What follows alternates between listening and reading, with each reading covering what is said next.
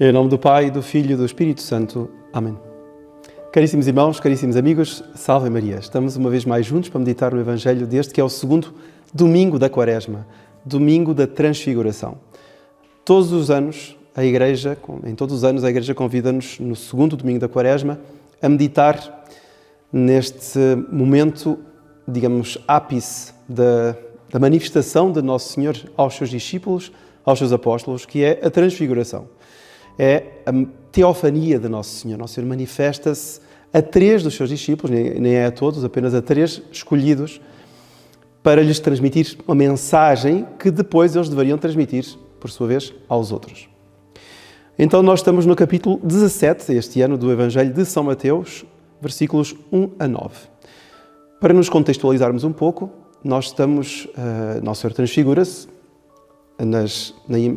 digamos, nos limites entre a Galileia e a Samaria, no Monte Tabor, e Nosso Senhor estava a dirigir-se à Cidade Santa. Dirigia-se à Cidade Santa. São Pedro tinha feito a sua declaração messiânica: Tu és o Filho de Deus, ou seja, através da boca de São Pedro, aquilo que estava na cabeça de todos os apóstolos tinha-se feito luz, né? Houve um fiat lux. Eles entenderam que estava diante de si não somente um taumaturgo, né, um homem que fazia milagres, não somente um homem grandiloquente, né, que fazia grandes pregações, que cativava as pessoas, não só um médico divino, né, que curava. Não era nada disso. Ou era tudo isso levado à enésima potência, porque era nada mais, nada menos do que o Filho de Deus vivo, o Messias. Era o Messias que estava no meio deles. Depois disso, Nosso Senhor anuncia a sua morte, como se recordam. E por isso São Pedro irá como que increpá-lo: Senhor, alguma vez isso vai acontecer. E Nosso Senhor irá dizer: vai de retro, Satanás, porque não entendes a visão de Deus, não tens a visão de Deus, tens uma visão mundana. Bom, depois de tudo isso então, e de outros acontecimentos, Nosso Senhor está a ir em direção ao sul, à Cidade Santa. E então, nessa ocasião, que nos diz aqui São Mateus: naquele tempo, Jesus tomou consigo Pedro, Tiago e João, seu irmão, e levou-os em particular a um alto monte e transfigurou-se diante deles. O seu rosto ficou resplandecente como o sol e as suas vestes tornaram-se brancas como a luz. E apareceram Moisés e Elias, a lei e os profetas, o símbolo de cada um. Bom, aqui, caríssimos irmãos, nós temos... Primeira coisa, Jesus, Nosso Senhor, sobe ao alto de um monte. E para subir ao alto de um monte é necessário um certo sacrifício, um certo esforço. Eles sobem com esforço ao alto de um monte e depois lá em cima tem uma transfiguração. Ou seja, eles são arrebatados por aquele que tinham diante de si, que era um homem e que se mostra divino. É mais ou menos como o que acontece, já explicámos isso em outras ocasiões. O que é que aconteceu com o Nosso Senhor? Nosso Senhor tinha feito um milagre negativo quando se encarnou. Não é? Ele ocultou a sua divindade. Aqui ele manifesta a divindade. É mais ou menos como uma pessoa que vai numa plateia, dando assim uma imagem muito apagada, mas uma pessoa que vai ao cinema, vai ao teatro, e lá está tudo escuro, está tudo em silêncio, e de repente começa-se a abrir aquela cortina, a entrar a luz pela plateia adentro, e começa, então, uma cena maravilhosa, enfim, começa a dar-se a história. Tá bom, assim também aconteceu com o Nosso Senhor. Nosso Senhor, verdadeiro homem, entretanto, desvenda, não é? Desoculta, abrindo a cortina, digamos, da sua humanidade, desoculta a sua divindade. E então aquela luz de Deus, aquela luz que é Deus de Deus, é a luz da luz, que se manifesta àqueles homens, àqueles apóstolos, àqueles discípulos que ficam tão impressionados que, como dirá aqui São Mateus, vão se prostrar, caíram de rosto em terra. Porquê? Porque estavam arrebatados, né? Foram elevados, foi um êxtase místico que tiveram, porque de facto viram a natureza de Deus, a verdadeira natureza de Cristo, Nosso Senhor, que era não só o homem, mas aqui se manifestava enquanto Deus. E por isso também teve de vir uma nuvem, não é? Uma nuvem que, apesar de ocultar essa luz, era uma nuvem luminosa. e que talvez os tenha impedido de ir para o céu naquele momento, porque morreriam se vissem a Deus tal e qual Ele é. Tá bom. Nós temos aqui, neste aspecto, nesta subida ao Monte Tabor destes discípulos, nós temos um aspecto muito importante que queria partilhar convosco e que me parece arqui-importante para todos os batizados. Que é o seguinte, é que Deus Nosso Senhor chama alguns, Ele, de modo geral, chama todos a isso, mas há alguns a quem Ele quer dar graças muito especiais. Ele chama a subir ao alto do monte. Ou seja, Nosso Senhor, quando quer que uma pessoa passe por grandes provas, quer que uma pessoa passe por grandes provações, por grandes privações, Deus Nosso Senhor dá, digamos, a possibilidade mística de aguentar essas provações. E isto é algo que faz parte da lei de Deus em relação a nós. Ou seja, Deus Nosso Senhor quer que nós, ao longo da nossa vida, tenhamos um relacionamento com Ele e cresçamos na união mística com Ele. Uma união, um convívio, digamos, uma comunhão aqui na Terra, que nos preparará aqui e nos fará entrar na vida de Deus, ou seja, no céu. E então Ele dá-nos essas graças místicas, essa taborização da nossa vida. Todos nós, e alguns em particular, temos momentos da nossa vida em que recebemos graças superabundantes. São manifestações de Deus. Eu conheço N pessoas, ainda há poucos dias atrás, um jovenzinho, me dizia isso. Me dizia, eu em determinado momento tive tal aparição assim. Ou seja, uma criança viu uma manifestação, alguma coisa que se manifestou diante dele. E ele, então, ficou encantado, ficou arrebatado. Ora, isto não é tão incomum assim. É verdade que a pessoa pode ter ilusões, é verdade que a pessoa pode ter sugestões pelo ambiente onde vive, pelo momento onde está, por sentimentos fortes, né, pelos quais passe. A pessoa pode ter realmente uma série de sugestões, de influências que a possam fazer ver certas coisas. Né? Às vezes a pessoa pensa que vê um vulto, sei lá, pode acontecer. Entretanto, Deus Nosso Senhor, para todos, dá graças místicas. Mas para alguns, como estes apóstolos, faz levar até ao alto e lá no alto dá graças que são arrebatadoras. E por isso eu queria, caríssimos irmãos, aqui lembrar um princípio de Santo Inácio de Loyola sobre essa oscilação que nós temos na nossa vida. Que oscilação é essa? É que nós não vivemos uma vida, digamos, num contínuo que é estático. A nossa vida, em relação ao nosso fim, que é Deus, não é? Que é no dia da nossa morte, se nós entregarmos a alma a Deus, a nossa vida passa por oscilações. Há momentos em que nós nos sentimos super animados, super empenhados na vida da oração, super entusiasmados por Deus, pelas coisas de Deus, por Nossa Senhora. Temos o mundo nas mãos. E há outros momentos em que parece que está tudo a perder. Nós não temos forças, nós não temos ânimo, nós vemos tudo a andar à volta, nós vemos tudo a ficar para trás. Tudo o que nós parecia que tínhamos nas mãos, de repente parece que se esvai pelos dedos. Então, caríssimos irmãos, nós temos momentos de consolação, então nós temos momentos de tribulação, de desolação. Deus Nosso Senhor, nos momentos de consolação, nos momentos de taborização, o que é que Ele quer fazer connosco? Ele quer precisamente preparar-nos para os momentos de desolação, nos momentos de angústia.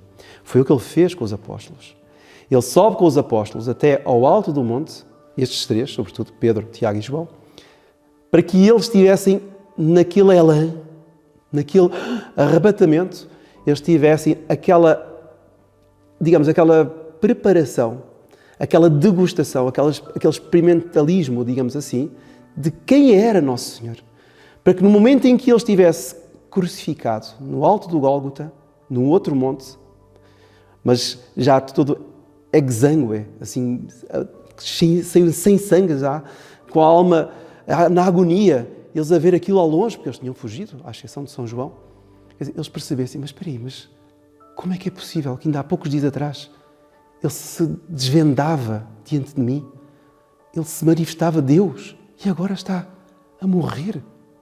E a ser vilipendiado, a ser ignominiado, quer dizer, a sofrer ignomínias as piores possíveis. Mas como é que é possível? É possível porque Deus, Nosso Senhor, estava previsto que Ele sofresse na cruz, mas não estava previsto que os apóstolos aguentassem isso. E para poderem aguentar, porque o ser humano não aguentaria ver o seu mestre, quer dizer, aquele que era o centro das suas vidas, a morrer daquela forma, como um criminoso. Então, Nosso Senhor quis prepará-los com a maior preparação possível, que foi verem quem Ele era na realidade. Que Ele era Deus. E então, este princípio de que Deus dá a consolação para a pessoa poder passar melhor pela provação, é muito bonito, porque ele é dado na regra do discernimento dos espíritos de Santo Inácio de Loyola. Vejam só, Santo Inácio, nesta regra de discernimento dos espíritos, explica-nos como nós, nos determinados momentos da nossa vida, pelos quais sentimos que alguma coisa está a ser abalada, no bom ou no mau sentido, que nós reflitamos, nós ponderemos se essa impressão que estamos a ter, esse momento pelos quais estamos a passar, é de Deus ou é do diabo. Porque se nós estamos super contentes, será que é de Deus? Ou será que eu estou contente porque é uma coisa do mundo? Eu estou a ser levado por uma coisa do mundo, então eu estou contente por causa disso. Porque se eu estou a ser levado por uma coisa do mundo e estou contente por isso, então é uma coisa que está a vir do diabo, porque está-me a afastar de Deus. Então, há uma série de regras que Santo Inácio dá para discernimento dos espíritos. Espírito de Deus, espírito das trevas. E na 10ª e 11ª regras, diz ele assim, Santo Inácio: quem está em consolação, Tabor, apóstolos, preveja como se há de portar no tempo da desolação, que depois virá, tomando novas forças para esse tempo. Então o que é que ele está aqui a dizer? Que quem está no momento de uma graça mística, recebeu uma consolação enorme, está tomado por uma alegria, um encanto pelas coisas de Deus. Então perceba que Deus está-lhe a dar essa graça para que no momento da prova, no momento da desolação, porque talvez em breve vai passar por uma provação terrível, vai perder alguém, é uma doença, é algo que ela não imaginava passar. Então, Deus está-lhe a dar essa graça para poder ter forças, para se sustentar no momento da provação. E, ao mesmo tempo, quem está na desolação, lembre-se que muito pode com a graça que lhe basta para resistir a todos os seus inimigos, procurando forças no seu Criador e Senhor. Então, quem passa, pois, por provações, recorde-se que a graça de Deus é suficiente para resistir aos seus inimigos. Inimigos, o que é que são? Quais são os inimigos? É o diabo, mas é ela mesma.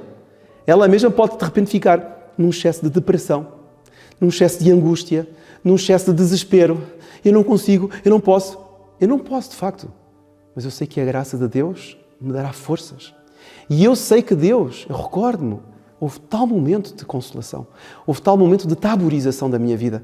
Deus, Nosso Senhor, deu-me graças extraordinárias para eu poder entendê-lo, para eu poder amá-lo cada vez mais.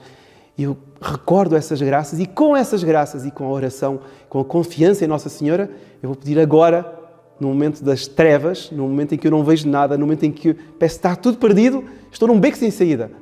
Então, neste momento, eu recordo-me, não, Deus disse-me que tal coisa era assim. Então, eu hei de passar por isto. Eu hei de ultrapassar isto e eu hei de vencer com a graça de Deus em mim.